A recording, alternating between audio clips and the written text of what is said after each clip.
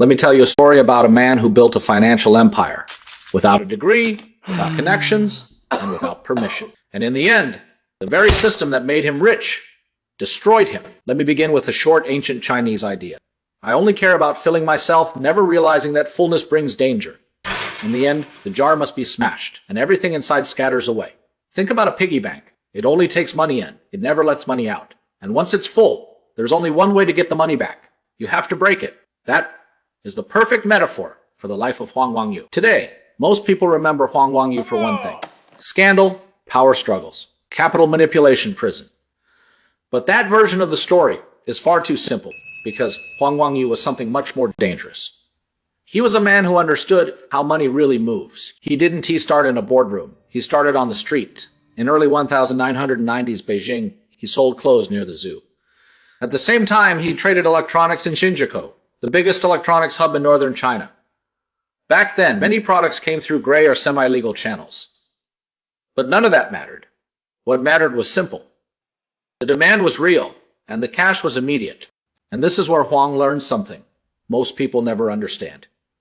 Retail is not about products. It's about flow. To understand Huang, you need to understand one thing. Economic growth follows a pattern, like a carousel: food, clothing, appliances, cars, real estate, luxury, and in the 1990s. China was entering one stage. Appliances. Demand didn't grow slowly. It exploded. And in moments like that, you don't need perfection. You need speed, scale, and distribution. Huang arrived at exactly the right time. At that time, buying appliances was painful. Limited choices, high prices, terrible experience. So Huang did something no one else dared to do. He moved out of the city. He rented abandoned factories on the outskirts of Beijing and turned them into massive appliance supermarkets, huge space, full product selection, ultra low prices. And here, that's the genius part. He only targeted one group: people with cars. Because he knew if you save $1,000, you don't care about driving 20 minutes. Within 3 months, all of Beijing knew Gome. But here, that's the truth. Gome was not powerful because it sold appliances. It was powerful because it controlled cash flow. Here, that's how it worked. Customers paid immediately.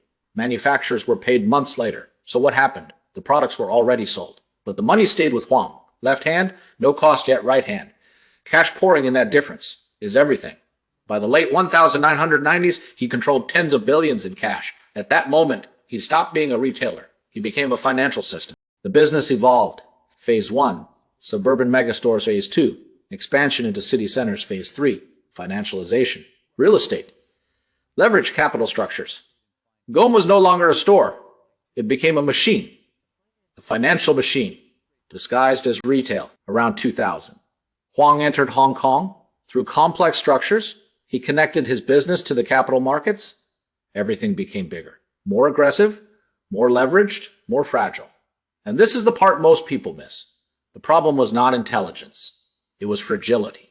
Because systems like this only work when everything goes right. And when the environment changed, the piggy bank had to be smashed.